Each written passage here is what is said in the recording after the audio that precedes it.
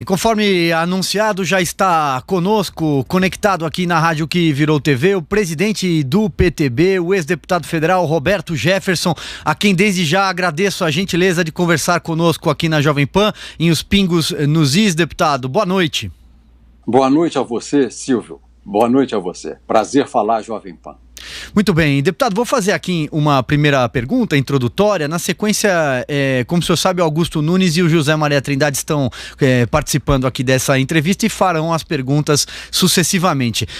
O senhor fez uma live ontem, no final, na noite de ontem, na noite de domingo, que teve uma enorme repercussão nas redes sociais, na qual o senhor falava de um plano em curso para que a cúpula do Congresso Nacional, e quando eu digo isso, eu falo do presidente da Câmara dos Deputados, Rodrigo Maia, sobretudo, e também o presidente do Senado, Davi Alcolumbre, ambos do mesmo partido e aliados, para que eles se mantenham no poder por mais de uma legislatura, aquilo que não é permitido hoje para o presidente da Câmara e para o presidente do Senado, em troca de fazer avançar uma proposta de emenda constitucional que a gente chama de PEC, para que o presidente, um esvaziamento dos poderes do presidente da República, podendo levá-lo até ao impeachment. Seria um golpe em curso no Legislativo, um parlamentarismo branco, vamos dizer assim. Então eu queria passar a palavra para o senhor e pedir para que o senhor explicasse mais ou menos aquilo que o senhor já contou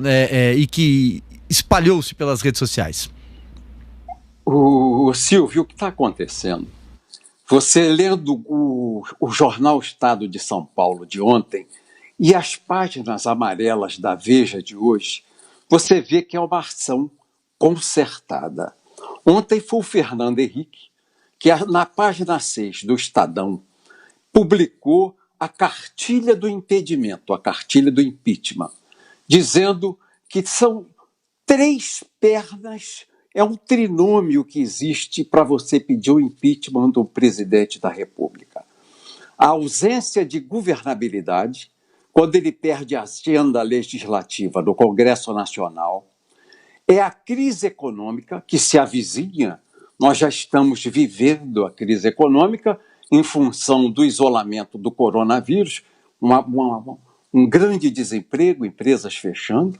E terceiro é o povo na rua. Então você hoje já tem, desse trinômio, 2 pernas funcionando. O Rodrigo Maia e o Alcolumbre roubaram a agenda política, a agenda legislativa do presidente da República.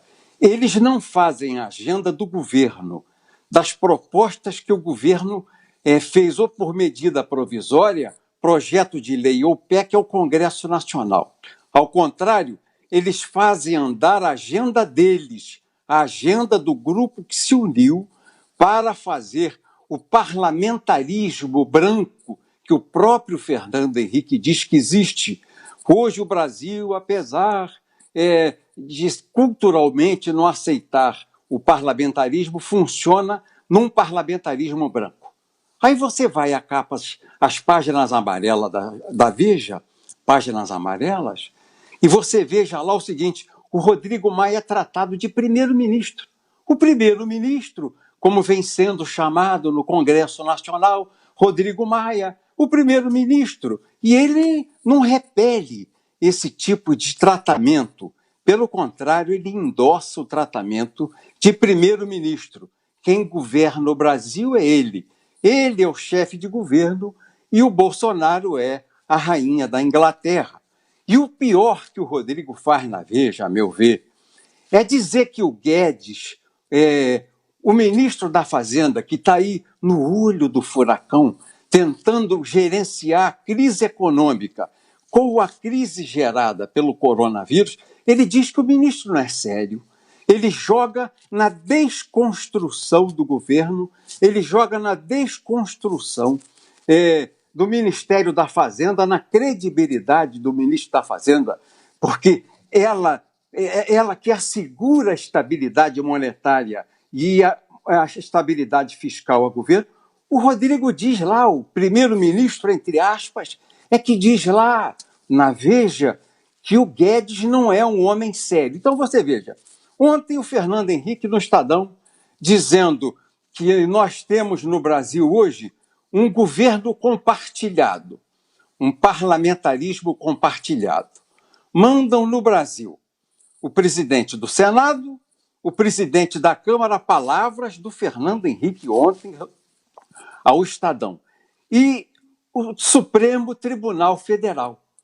O Fernando Henrique fala assim com uma naturalidade, como se essa usurpação de funções, esse golpe constitucional, esse golpe institucional fosse a coisa mais normal, mais corriqueira do mundo. E você veja que as atitudes do Rodrigo Maia comprovam o que o Fernando Henrique está fazendo. O Rodrigo Maia combinou com a oposição que as MPs que o governo mandou para a Câmara dos Deputados, para que depois tramitasse no Senado da República, ele vai deixar caducar. A MP 910, chamada MP da grilagem, o MP da regularização, o Rodrigo Maia já disse que vai deixar caducar. Não tem importância que seja importante para o governo. É a pauta do Rodrigo Maia com as oposições. A MP 914, que muda a escolha dos reitores das universidades federais, que viraram uma bagunça. As universidades federais hoje são o braço do PT e do PSOL, são a cabeça da serpente onde está sendo gestado esse Estado totalitário, o Estado comunista do Partido Único. No Brasil são as universidades federais. Quando você quer mudar o reitor que é conivente com isso, o Rodrigo Maia assume um compromisso com a esquerda de deixar caducar essa medida provisória. A MP 915, que muda as regras sobre imóveis da União. O Rodrigo Maia assumiu o compromisso com a oposição, com a esquerda, de deixar caducar. A MP 922, das regras de contratação temporária no serviço público, que é fundamental nessa crise, que nós possamos contratar médicos, enfermeiros. A esquerda quer que caduque e o Rodrigo Maia assumiu com a esquerda o compromisso de deixar caducar. A medida provisória 923, que autoriza o sorteio de prêmios em redes de televisão, o Maia assumiu com a oposição, com a esquerda, o compromisso de deixar caducar. Fora que ele deixou caducar a medida provisória que acabava com a carteirinha de estudante, que é a fonte de receita da União Nacional de Estudantes, que é um grupo da esquerda radical, pertence ao PCdoB, financia a juventude do PCdoB e financia o PCdoB, não colocou adiante o projeto de lei que estendia para 10 anos as carteiras nacionais de habitação. O Rodrigo Maia não deu bola para essa pauta, acha que não é importante. Ele ainda não está convencido do valor disso. E a pauta que ele quer que vote após o impeachment do presidente, porque há uma troca.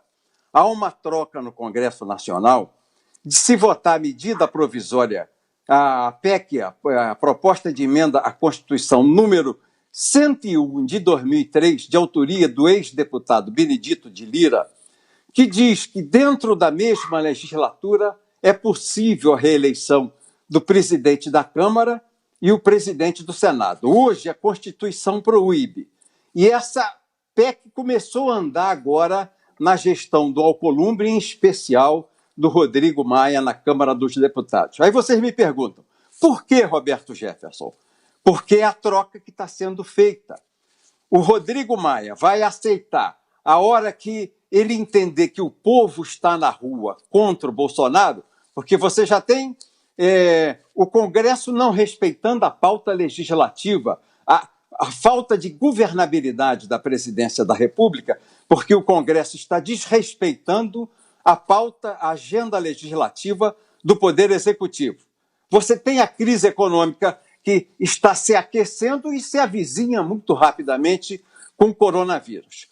E eles esperam que muito rapidamente venha o povo na rua batendo essa panela e pedindo o fim do governo do Bolsonaro para fazer a tramitação do pedido de impeachment que o Rodrigo Maia já encomendou ao presidente da Ordem dos Advogados do Brasil, o doutor Santa Cruz.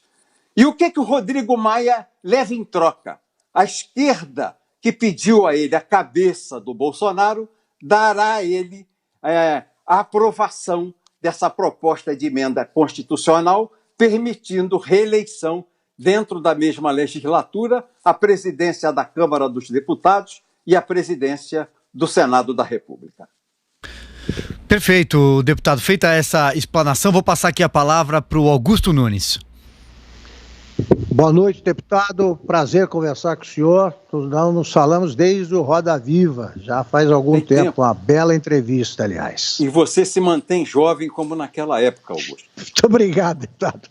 Deputado, o senhor, durante o escândalo do Mensalão, o senhor disse uma frase que se tornou célebre, né, e inesquecível, endereçada ao então chefe da Casa Civil, José Dirceu. O senhor disse: sai daí, Zé, sai daí. Ele acabou saindo do cargo e perdeu o mandato da Câmara. Desta vez, a mesma frase o senhor endereçaria ao presidente da Câmara, ao presidente do Senado ou ao presidente do Supremo? Eu faço essa frase aos três, porque eles estão impedindo que o regime democrático do presidencialismo, que é constitucional, que o presidente da República exerça na sua plenitude os poderes a eles conferidos pelo povo. Todo poder emana do povo e seu nome é exercido. Esses três senhores, presidentes do Senado, presidente da Câmara e do Supremo Tribunal Federal, estão impedindo o presidente da República de exercer plenamente suas prerrogativas constitucionais. José Maria Trindade, sua pergunta agora, Zé. Pois é, deputado, é um prazer falar com o senhor daqui de Brasília. Eu admiro a sua postura assim, de entender o Congresso Nacional. Conversei muito com o líder do PTB na Câmara dos Deputados e podia entender como funcionava. A Câmara mudou muito, o Congresso mudou, não tem mais aquela hegemonia dos grandes partidos políticos e também o jeito de se fazer política mudou. É fato que o presidente da Câmara, com aquela carinha de bobo, chegou onde ninguém nunca imaginou, porque vários tentaram mudar a Constituição e tentaram a reeleição. Ele conseguiu 3 reeleições. Foi eleito, disse que era um mandato tampão, foi reeleito na mesma legislatura, né? E depois, como era legislatura diferente, conseguiu o novo mandato, o 3º mandato. Recentemente, eu tinha certeza de que realmente ele articulava para aprovar a emenda à Constituição e permitir a sua reeleição. Mas depois me convenceram o seguinte, de que ele não tem maioria para aprovar a emenda, ele tem maioria para se reeleger e que ele teria desistido e que o presidente do Senado, Davi Alcolumbre, é que estava grande articulador nessa história. Então, assim, é verdade, é fato que se houver a possibilidade de aprovar a emenda, a reeleição fica garantida. Pronto. Segundo ponto, é fato que o presidente da Câmara, né, tomou a agenda política. Isso é verdade. E tomou também a agenda do debate nacional. Ele se considera o fiador da democracia no Brasil. Nós aqui, deputado, dissemos sempre, nos pingos nos is, de que o presidente da Câmara se dá muito mais importância do que realmente ele tem, essa história de primeiro-ministro e tal. Mas vamos colocar aqui as coisas nos seus devidos lugares, os pingos nos is. Não é culpa também do presidente Jair Bolsonaro que deixou o Congresso muito solto, não? Aquela votação onde o presidente teve 400 votos contra na ajuda aos estados, para mim, foi definitiva de que havia e há uma falha muito grande na articulação política. Não seria exatamente isso, não? Não é só articulação política, ô Zé Maria. Você repare bem, se uniram no centro-direita e direita, o DEM e o PSDB. Eles estão unidos. E você tem por trás, dando sustentação a esse movimento, os partidos de esquerda. Quem são as figuras de proa desse processo de desestabilização do presidente Jair Bolsonaro? O Fernando Henrique Cardoso, o Rodrigo Maia, o Alcolumbre, o governador Dória em São Paulo, o Witzel no Rio de Janeiro e o ex-ministro Mandetta com o Caiado que o apoiava no DEM. Mas a grande responsabilidade dessa montagem foi um erro grave do Onyx Lorenzoni. Ele não podia dar aos pulmões da democracia, que são o Senado e a Câmara dos Deputados, ao mesmo partido para governar o Congresso Nacional. Ele pega um senador do DEM e articula para que ele seja o presidente do Senado. Apoia um deputado federal do DEM para ser o presidente da Câmara. E hoje, quem conspira contra o presidente da República é o DEM, juntamente com o PSDB. Por quê? Eles viram que o Bolsonaro fez uma varredura nos seus eleitores. O eleitor do Bolsonaro é um eleitor de centro-direita e de direita. Ele entrou na horta, ele entrou no quintal do DEM e entrou no quintal dos tucanos. E fez um tsunami, passou a foice, jogou todo mundo embaixo. O que eles fizeram? Eles precisam afastar, de qualquer maneira, o Bolsonaro para tentar recuperar o seu eleitor. Esse é um dos motivos dessa conspiração aberta contra o presidente Bolsonaro. E que tem reagido porque ele sabe, se ele não tem bases políticas no Congresso Nacional, não pode abrir mão do povo na rua, que é o seu braço forte, que é a sua mão forte, que é o seu braço direito, que é o seu esteio. O povo da rua é o esteio do Bolsonaro. Não pediram ainda o impeachment do presidente Bolsonaro porque temem, sujam na roupa, borram na calça esses homens que estão tramando o impeachment de um presidente constitucionalmente e legalmente eleito para presidir a República do Brasil. Deputado, deixa eu pegar aqui um trecho, uma expressão que o senhor acabou de utilizar em relação ao Congresso Nacional para fazer o meu questionamento. O senhor já viu praticamente de tudo em Brasília, mais de 2 décadas como parlamentar, salvo engano, 23 para 24 anos. 23 anos, 6 mandatos. Acertei, 23 anos. E o senhor viu todo tipo de falcatrua naquele carpete verde, naquele carpete azul, não à toa o senhor denunciou o mensalão do PT e dos seus satélites, então o senhor sabe muito bem como é que funciona o chamado toma lá da cá dentro do Congresso Nacional. O senhor acha, até que ponto o senhor acha que, para além das questões da personalidade do presidente, da personalidade de alguns ministros, mas sim, não se trata de um desaparelhamento vertical dos ministérios que até ontem e governos passados eram comandados por parlamentares e hoje são comandados por quadros mais técnicos, alguns militares, esse desaparelhamento vertical, não se tem mais lá o DENIT no Estado, não se tem mais a autarquia X, os deputados perderam essa moeda, essa barganha, vamos dizer assim, o toma lá da cá. E não é de se estranhar isso, ô Silvio, porque o presidente Bolsonaro, ele ganhou a eleição dizendo justamente isso, que ele não faria o governo de coalizão.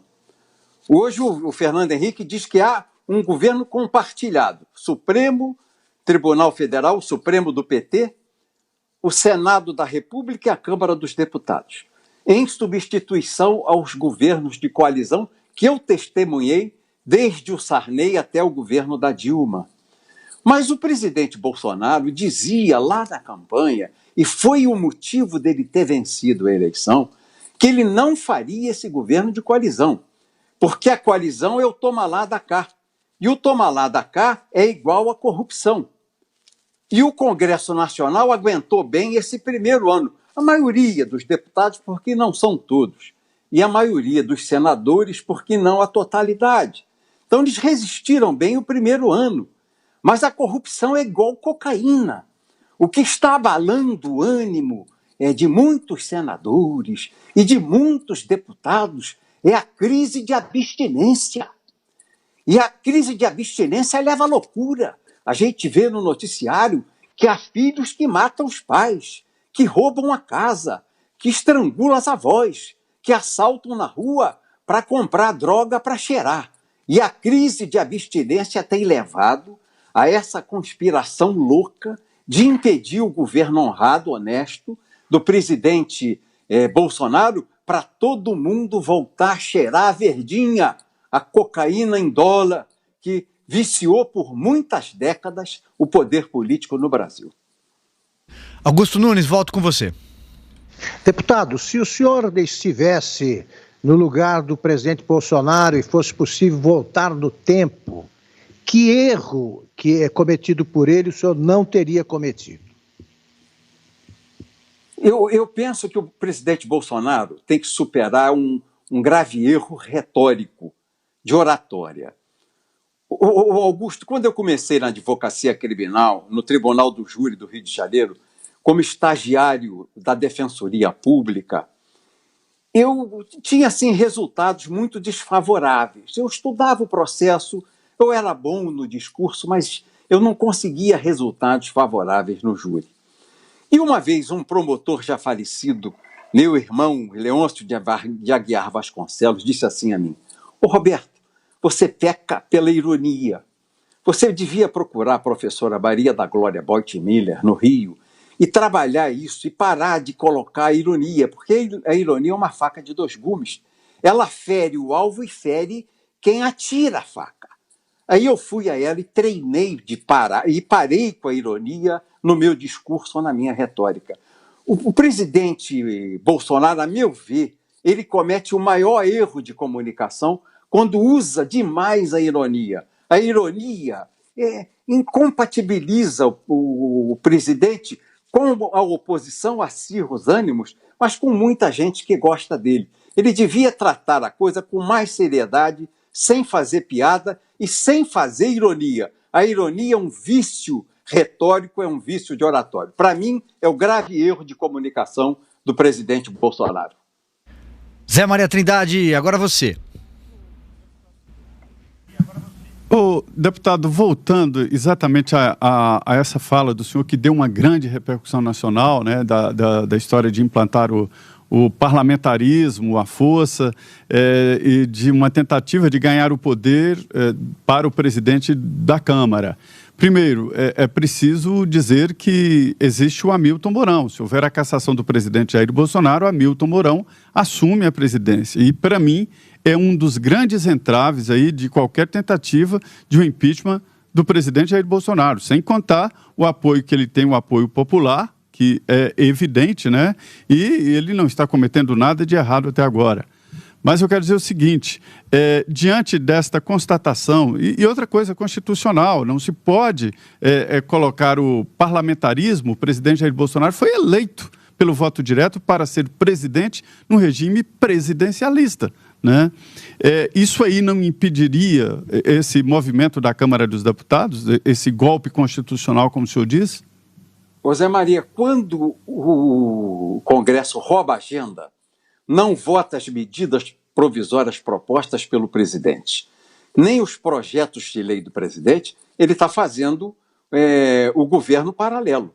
Tanto que o Rodrigo Maia é chamado no Congresso de primeiro-ministro e a Veja o saúda festivamente essa semana em suas páginas amarelas, chamando ele de primeiro-ministro. Porque o comando da pauta da agenda política, que é legislativa, está dentro do Congresso Nacional. Você quer ver uma coisa grave?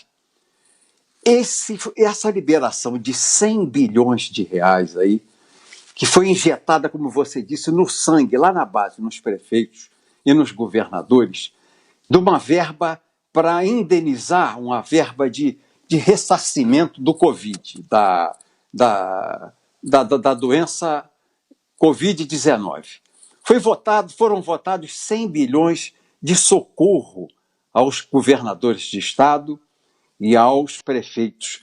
Todos eles decretaram o estado de calamidade pública. Eles recebem essa dinheirama dos cofres públicos, isso montado dentro do Congresso Nacional, porque o Guedes, a quem o presidente da Câmara, o Rodrigo Maia, tem chamado de não sério, dizendo que o ministro da Fazenda não é sério, o Guedes disse a ele: você não pode colocar esse custo no Tesouro Nacional sem contrapartida dos estados e municípios, no seu ICS, no seu ICMS, nós não suportamos no Tesouro dar 100 bilhões de custeio aos governadores e prefeitos em nome do coronavírus. Você não pode fazer isso. O Rodrigo fez numa aliança golpista com os governadores. Esse dinheiro ele vai ser liberado depois que transitar no Senado, lá para final de maio, junho. Ele não é um dinheiro para o coronavírus, porque o decreto de calamidade pública isenta o governador, isenta o prefeito de fazer licitação pública. Isso é dinheiro de eleição, isso é fundo eleitoral, isso é para financiar campanha em Caixa 2 para prefeito que está no governo e governador, apoiando os seus prefeitos escolhidos a voltar ao governo nos seus municípios. Você vai ver, e eu não sou aqui nenhum profeta, não, mas é nítido aos olhos de quem faz política que vai ser um escândalo após a eleição e o Brasil, o Ministério Público, a Polícia Federal vai ter que investigar um novo escândalo enorme, o Covidão, o Covidão-19, porque a verba vai ser desviada para a eleição, porque toda essa dinheirama é transferida sem fiscalização e sequer sem uma licitação pública. Isso é gravíssimo. E o Rodrigo fez contra o pedido que foi feito a ele do ministro da Fazenda, a quem ele irresponsavelmente chama na entrevista nas páginas amarelas da revista Veja, que eu li hoje, de homem que não é sério, que não merece crédito. Muito grave, é muito grave. Agora, deputado, só para estender um pouco essa sua última fala, que é muito importante, né? Quando o senhor fala até na figura do Covidão, vamos dizer assim. E a gente sabe muito bem o que acontece com o dinheiro público quando chega lá na ponta, lá na ponta dos prefeitos e como é efetuada essa liberação. O que o senhor tem de informação, com base, inclusive, em deputados que o senhor conversa, imagino eu que até diariamente, do seu partido, de outros partidos aliados de longa data, do ponto de vista de uma ação coordenada em relação a esses recursos? Dentro do Congresso Nacional, Rodrigo Maia, ou na figura de alguns líderes, teriam conversado sobre a destinação desses recursos, especificamente? Não com essa conclusão que eu tirei. Não é? Essa conclusão é minha, é nítido que isso vai acontecer. E o exemplo que isso vai acontecer é o governo do estado do Rio de Janeiro. O governador Witzel, que foi eleito na carona do Bolsonaro, porque ninguém sabe quem é Witzel, o capixaba que veio lá do Espírito Santo, de repente deixa a toga, era juiz federal, se candidata no palanque do Bolsonaro, com as bênçãos da monstruosa liderança e prestígio do Bolsonaro. Hoje faz um governo que já está sendo denunciado pela imprensa, não apenas a mídia social, de extremamente corrupto. As licitações que foram abandonadas porque, em função dos decretos de calamidade pública, não tem licitação, as compras de material até para combate, de defesa do profissional de saúde, máscara, equipamento para o profissional de saúde trabalhar, e aparelho de tubo de respiração, você já tem acusações que pagam 3 vezes mais que o preço de mercado. A corrupção campeia. E no meio político aqui do Rio de Janeiro, e eu estou falando aqui do estado do Rio de Janeiro, estou na cidade de Comendador Levi Gasparian, onde resido no interior do estado, os políticos já dizem aqui, e os empresários já falam, que saudade do Sérgio Cabral. Você imagina uma coisa dessa, Zé Maria? Você imagina Silvio? Você imagina isso, Augusto Nunes? Que saudade do Sérgio Cabral. Na época dele, todo mundo sabia quanto era e para quem era. Hoje, morde de mamando a caducando. E as coisas estão num preço que nem Deus acredita. Então, pelo exemplo que nós estamos ouvindo do governo Witzel aqui no Rio de Janeiro, eu posso imaginar o que será a bagunça com esses 100 bilhões de reais colocados sem licitação, sem controle, nas contas daqueles prefeitos que vão à reeleição, hoje, nesse momento do coronavírus, todos decretando estado de calamidade e abrindo mão da licitação. Muito bem, Augusto, vamos lá, próxima pergunta. E decretam estado de calamidade baseados em números sobre coronavírus que eles inflam. Prefeitos, governadores estão fazendo isso. Concordo inteiramente infelizmente, com a sua previsão. O deputado disse que vai haver o Covidão. Já está havendo, como mostram as suspeitas muito bem fundamentadas, aí em provas, evidências, de que houve desvio de dinheiro favorecendo benfeitores políticos ou eleitorais, aí no caso da construção de hospitais de emergência no Rio, em outros estados, no interior com compra, o dinheiro que foi para compra de material, né, para ser usado, hospitalar, já foi desviado por prefeitos foram caçados agora, já está acontecendo. Acho que o senhor desenhou um cenário que eu acho muito palpável já, é quase palpável. Eu pergunto ao senhor o seguinte, é possível no Brasil adotar essa fórmula aí da obra pública ou de compra pública sem licitação? Não creio. É a única maneira do Tribunal de Contas da União e do Ministério Público poderem acompanhar a legalidade e a correção da licitação, do processo de compra. Se você abrir mão de licitação, vira bagunça. Vira imediatamente bagunça. Até na boca de ex-juízes de direito. Ex-juízes de direito que hoje governam estados, isso vira bagunça. O Ceará também, Augusto Nunes. O hospital que está sendo construído lá no Ceará já tem gravíssimas denúncias de corrupção. O Ceará também já está na pauta das acusações de corrupção com os recursos que seriam aplicados no combate e no tratamento dos enfermos do coronavírus. Muito bem, são 18 horas e 58 minutos, corrigindo, quase 19 horas, horário de Brasília. A gente segue aqui com a entrevista exclusiva com o presidente do PTB, o ex-deputado Roberto Jefferson. Deputado, quem faz a próxima pergunta agora é o José Maria Trindade. Pois é, deputado, eu me lembro aqui que nós falamos várias vezes, eu cheguei a dizer que há, sim, uma síndrome de abstinência no Congresso Nacional. Cheguei a ironizar de que alguns deputados ficavam sentados na Praça dos Três Poderes, olhando para o Palácio do Planalto e morrendo de chorar com saudades daqueles tempos, né? E o presidente cortou esses caminhos para o Palácio do Planalto. E, recentemente, me disseram, nós dissemos aqui, e vários deputados informaram no Congresso Nacional de que Henrique Mandetta tinha uma base muito forte no Congresso Nacional, porque ali tinha caminho de indicação. O deputado Idon Rocha, do MDB do Maranhão, mostrou que lá, por exemplo, as indicações para o SUS e para a saúde indígena eram indicações políticas. E pelo Brasil inteiro, superintendências, representantes do SUS, todas indicações políticas de Henrique Mandetta. Quer dizer, a força dele estava aí e é por isso que muitos choram a saída do Mandetta do Ministério da Saúde? Sem dúvida. Inclusive, há uma cooptação do prefeito de Imperatriz, no Maranhão.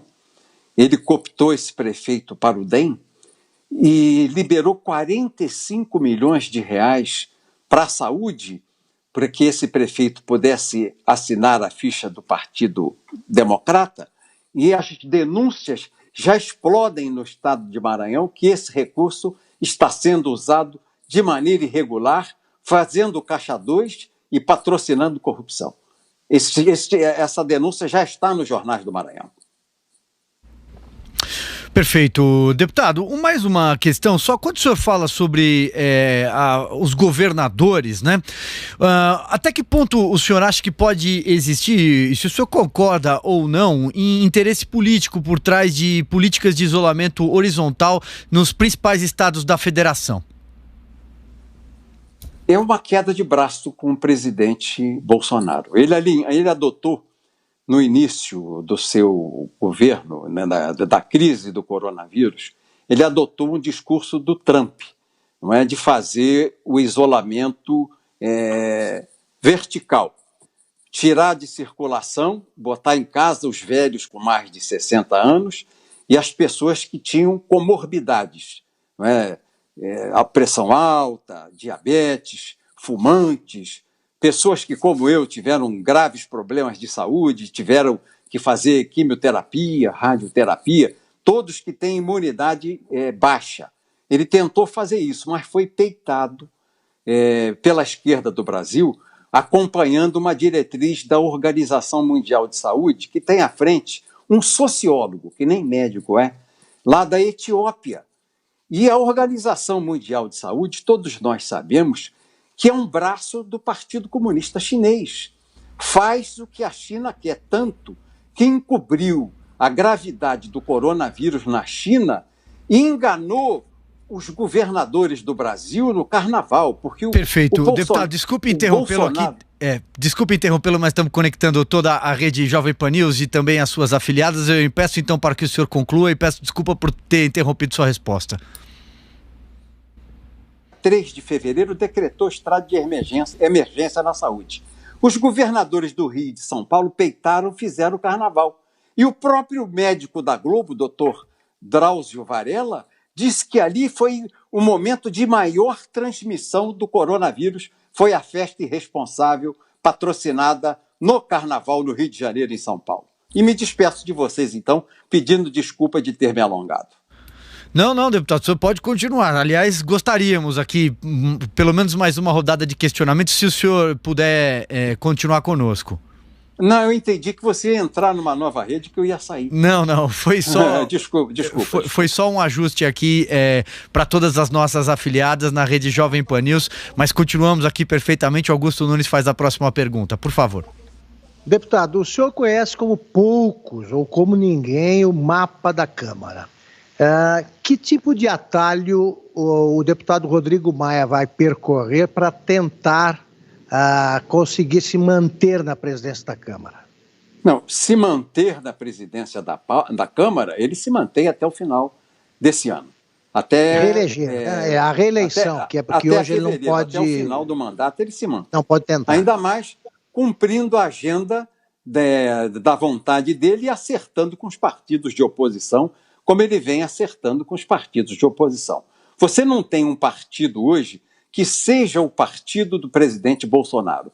Houve aquela crise de início de governo, em função aí de um desentendimento do presidente Bolsonaro e o presidente do partido pelo qual ele concorreu às eleições, e você não tem mais o PSL organizado. Então a resistência ao Rodrigo Maia no parlamento é pequeno. É um pequeno grupo de deputados que fazem resistência a ele. Ele vai levar o mandato dele até o dia 31 de janeiro. 1º de fevereiro ele vai passar a cadeira de presidente. Do ano que vem, de 2021. Zé Maria Trindade, vai você. Eu vou fazer uma pergunta que a gente ouve muito e, naturalmente, diante agora dessas revelações e de uma forma explícita essas articulações, o presidente Jair Bolsonaro chega no final do governo dele, levando em consideração as articulações hoje, deputado Roberto Jefferson? Eu penso que chega. Você tem um ícone na esquerda que é o Lula. Por mais que a gente possa divergir, a esquerda sobrevive em seus dogmas, em seus conceitos, no discurso que o Lula faz. E nós, que somos centro, centro-direita e direita, temos no presidente Bolsonaro o alicerce do nosso sentimento, do nosso pensamento, dos nossos ideais. Nós que repelimos o comunismo, esse comunismo capitalista da China, não é? O partido único, a tirania, a destruição da liberdade, a destruição da família como célula máter da construção do Estado. Não é o Estado que constrói a família, é a família que constrói o Estado. E o Estado tem que preservar a família, porque esse é o desiderato de Deus. Quem crê em Deus, quem crê na cultura cristã, quem crê na família, quem crê na liberdade, quem crê na justiça, na esperança, apoia o governo Bolsonaro. Nós cansamos de ver aí a tentativa de novelas e o próprio Ministério de Educação, dominado por homens adeptos do comunismo, do gramscismo, dessa nova ordem mundial, e do PT, do PSOL, levarem cartilhas para erotizar os nossos pequeninos na escola, numa tentativa de demolir a autoridade do pai. A tentativa que houve nas novelas da Globo de apassivar os homens, de virilizar as mulheres, de transformar o Brasil numa grande Sodoma e Gomorra, e nós todos nos unimos em fé, em credos e convicções que recebemos de nossos antepassados para repelir essas tentativas de destruir a herança cultural judaico-cristã que todos nós recebemos de nossos pais, de nossos avós, de nossos bisavós, dos fundadores da pátria do Brasil. Então, esses homens que vinham tentando apassivar a reação masculina e apassivar a reação do povo, controlar os frágeis, perderam a eleição. E o símbolo, quem sintetizou, quem encarnou, quem vestiu essa armadura e essa bandeira, quem empunhou essa bandeira, quem empunhou esse estandarte foi o presidente Bolsonaro. Foi até esfaqueado em praça pública aqui do lado, na cidade vizinha de Juiz de Fora. E nós precisamos que ele permaneça vivo, para que vivos permaneçam os nossos sonhos, vivos permaneçam os nossos ideais, permaneçam os nossos legados recebidos de nossos pais, de nossos avós, de nossos bisavós, de nossos antepassados. É o que o presidente Bolsonaro tem feito. Por isso ele encarna esse sentimento que nos faz até ir para o meio da rua. Eu já estou desenferrujando o meu revólver, limpando as raias do seu cano, porque ele está muito tempo parado. Porque se precisar enfrentar essa gente, nós vamos enfrentá-los no meio da rua. Nós vamos enfrentar essa gente, os mortadela, que são metidos a arrostar violência, os black bloc, que são metidos a arrostar violência, eles vão encontrar uma muralha. Gente disposta a fazer o que eles fazem para intimidar os valores que nós temos na sociedade democrática. Deputado, deixa eu fazer aqui uma pergunta. O senhor tem como característica, desde que eu o conheço como deputado, sempre responder com muita sinceridade. Aliás, é um brilhante orador também, sempre foi. Desde que o senhor saiu do Congresso Nacional, naquele congresso que ficou marcado por ser o congresso mensaleiro, o congresso do mensalão, me lembro do senhor falando no Conselho de Ética ou em CPIs, olha, chegavam malas de dinheiro aqui, pelos corredores e por aí vai. Desde esse momento, houve mudança de presidente, houve mudança dos próprios congressistas, uma presidente caiu, e especialmente na última eleição, os congressistas, deputados principalmente, foram eleitos sob o signo da renovação. O que mudou do Congresso hoje que o senhor denuncia um golpe em curso, que o senhor aponta um toma lá da cá, o covidão? Tenho certeza que essa expressão dada nessa entrevista hoje vai ficar cunhada como outras. O que mudou desse Congresso que o senhor via lá atrás e denunciou lá atrás para esse Congresso de agora? Tem muito mais anticorpos à corrupção. A doença da corrupção, a corrupção vírus que vivia no Congresso Nacional, recebeu aí uma carga viral, antiviral, de uma vacina de novos deputados que têm esse discurso que eu tenho, que enfrentam a corrupção. Há muitos deputados que estão na tribuna da casa hoje, diferentemente do passado, que havia alguns, hoje há muitos que peitam a corrupção que existe ainda e insiste em ficar em muitos nichos do Congresso Nacional. Ainda existe a velha política que quer voltar. Quando você ouve dizer que querem o impeachment do presidente Bolsonaro, é a velha política, é o toma lá da cá querendo se impor a esses jovens deputados ou a esses jovens valores de parlamentares, de parlamentares no Senado e na Câmara, deputados e deputadas, senadores e senadoras, que venceram as eleições para justamente ajudar o presidente Bolsonaro a limpar do Congresso Nacional esse vírus que contaminava a República Brasileira, que é o vírus da corrupção. Hoje é muito melhor do que no nosso tempo e na nossa época. Augusto. Deputado, o senhor não acha insensato, pelo menos, reivindicar a intervenção militar numa manifestação favorável a um presidente eleito pelo voto popular? Que é insensato, mas o presidente não fez isso. O presidente não falou em AI-5. Não foi o presidente, os seus manifestantes, né?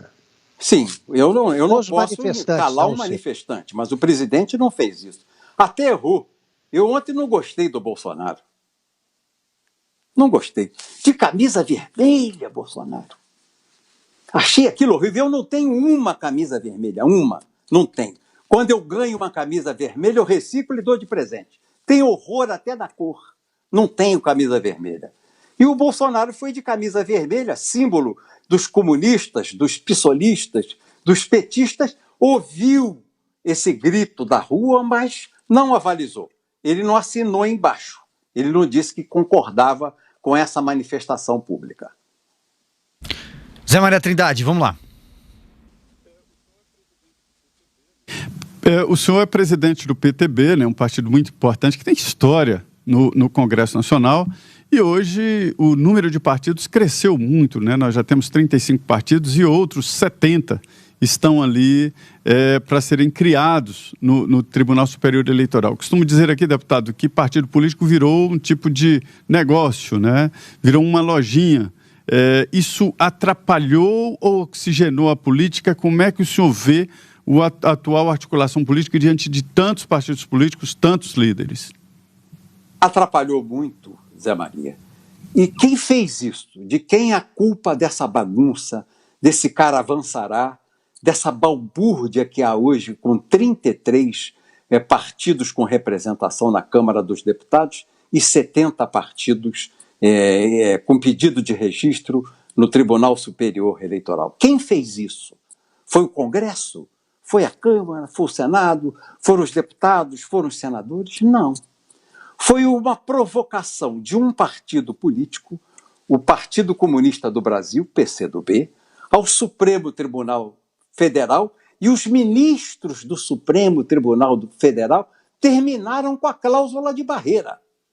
Se houvesse aquela cláusula de barreira em vigor, que o Supremo, se metendo a fazer política, errou, porque quando se mete a fazer política, os ministros do Supremo erram, nós não nos metemos a dar sentença lá na casa deles, mas eles se metem na política a estabelecer regras para o funcionamento político do país. Quando eles fizeram, os ministros do Supremo Tribunal Federal, fizeram esta bobagem de acabar com a cláusula de barreira, de impedir que os partidos existissem, se não atingissem pelo menos 3% em 9 estados da federação, eles permitiram essa desorganização dos partidos e essa bagunça que nós vivemos hoje. Isso é culpa do Supremo Tribunal Federal. São 19 horas e 15 minutos, 7h15, agora horário de Brasília. Deputado, o senhor acabou de dizer que acredita que o presidente Jair Bolsonaro chegará ao final do seu mandato. Porém, o presidente deixou o partido no qual ele foi eleito, o PSL, tenta fundar um novo partido, mas muito provavelmente esse partido não vai ser fundado de uma hora para outra, até porque a gente conhece alguns caminhos da legislação eleitoral e não é tão simples. O senhor gostaria de ver o presidente Jair Bolsonaro no seu partido? E aí eu vou fazer uma segunda pergunta também, aqui já emendando. Se o senhor aceitaria, eventualmente, participar do governo Jair Bolsonaro, o próprio presidente, inclusive, compartilhou uma live do senhor na conta do Twitter. Eu não quero participar de governo, mas o PTB está aberto ao presidente Bolsonaro e ao seu grupo de deputados, senadores, governadores e prefeitos. O PTB está aberto ao presidente Bolsonaro. Se ele quiser vir, ele que já foi do PTB, ele foi meu liderado à época que eu era o líder da bancada do PTB na Câmara dos Deputados. Se o presidente Bolsonaro quiser voltar, que seja bem-vindo. Perfeito. E a minha segunda pergunta, se o senhor participaria eventualmente de um governo dele? O partido participaria com os deputados lá na Câmara dos Deputados, dando sustentação a ele. Participar do governo só em cima de uma plataforma escrita, de objetivos claros, de compromissos políticos publicáveis. Você tem que sentar com transmissão da imprensa ao vivo e discutir compromissos publicáveis. Toma lá da cá, coalizão, em hipótese alguma, eu queria que o meu partido pudesse participar dessa forma. Diga lá, José Maria Trindade. Deputado, o senhor foi condenado no processo mensalão no Supremo Tribunal Federal. Eu costumo dizer que exercer a atividade política naquela época era chafurdar, era jogar com as regras do jogo, senão seria extinto.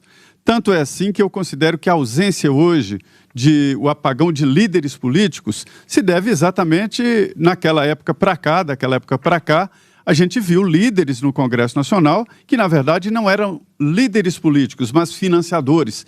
Tinham um esquema de financiamento de campanha eleitoral e isso aleijou a política, que agora não tem líderes naturais e sim ficaram para trás os líderes que compravam, né?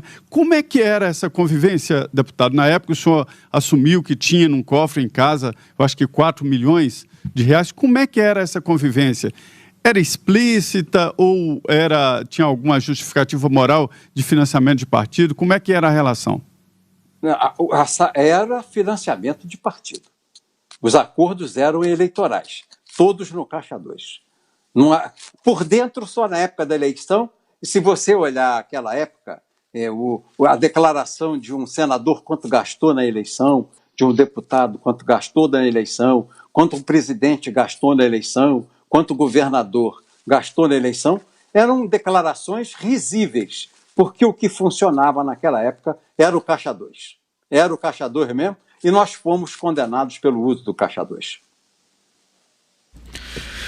Muito bem, a gente entrevista aqui, uma entrevista exclusiva com o ex-deputado Roberto Jefferson, que é presidente do PTB. O deputado gentilmente responde aqui a algumas perguntas, especialmente sobre um golpe parlamentar em curso que teria a participação especialmente do presidente da Câmara dos Deputados.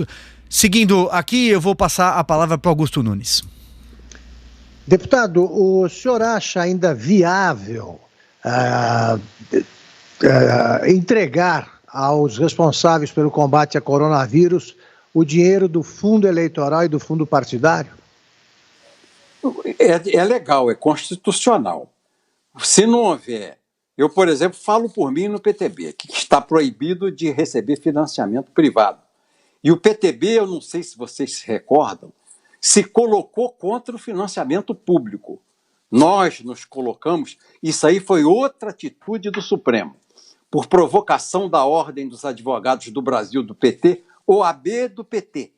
A OAB do PT entrou com um pedido de declaração, uma ADI, de declaração de inconstitucionalidade para o financiamento privado da democracia, e se tornou um financiamento público. Nós, no PTB, não temos recursos para fazer o financiamento da eleição se não for com dinheiro público hoje estabelecido na Constituição e regulado pelo Tribunal Superior Eleitoral. Mas muitos partidos que fizeram esse jogo orçamentário aí, que a gente vê que faz parte do golpe de esvaziar o ministro da Fazenda e esvaziar o presidente da República, terão um Caixa 2 nessa transferência de dinheiro direto para custeio, sem licitação, para seus prefeitos que vêm candidatos à reeleição. Perfeito. Deputado, deixa eu só tocar aqui num ponto. O senhor foi um grande algoz do PT e depois o senhor assistiu toda a derrocada que aconteceu com o PT, com a ex-presidente Dilma Rousseff e também com o ex-presidente Lula. Porém, muito se falou quando ele deixou a carceragem que ele teria um papel nas eleições futuras, de que ele teria um novo papel na política, uma capacidade de reunificar as esquerdas e muito blá blá blá também nesse sentido. De que tamanho o senhor enxerga hoje a figura do ex-presidente Lula e que influência ele teria se a gente tivesse, por exemplo, porque estou dizendo o teria na condicional, porque há dúvidas, inclusive, sobre a realização municipal no segundo semestre. Mas se houver? Eu entendo que o presidente tem um papel. O ex-presidente Lula tem um papel. Um papel higiênico. Ele tem que limpar o bumbum do PT e da turma que se acumpliciou ao PT para assaltar o Brasil. O Lula é do tamanho de um rolo de papel higiênico, 40 metros de papel. Ele tem que limpar o bumbum dos seus e dos seus cúmplices. É esse o papel que eu vejo para o Lula. Ainda não pediu perdão ao Brasil, ainda não admitiu sua culpa, ainda não fez o seu gesto, o seu ato de contrição, nem com Deus, o nosso Criador, nem com o povo do Brasil. Muito bem, são 19h22. Eu quero agradecer demais, muito obrigado mesmo, o deputado Roberto Jefferson, presidente do PTB, conversou conosco aqui praticamente 1 hora, respondendo a diversas questões sobre muitos lados, muitas óticas. Muito obrigado, deputado. Ô Silvio, muito obrigado Augusto Nunes. E eu deixava só uma pergunta para o Zé Maria Trindade. Tá pintando o cabelo, Zé Maria? Quer responder, Zé? Porque eu tô ficando velho de cabeça branca. Não tô não.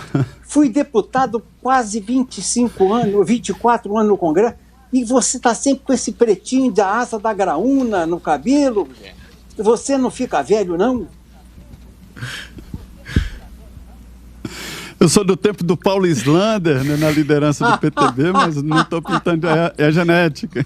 Um abraço a vocês. Muito obrigado. Grande abraço, Roberto Jefferson. Muito obrigado. Um abraço, querido. Um abraço a você, senhor.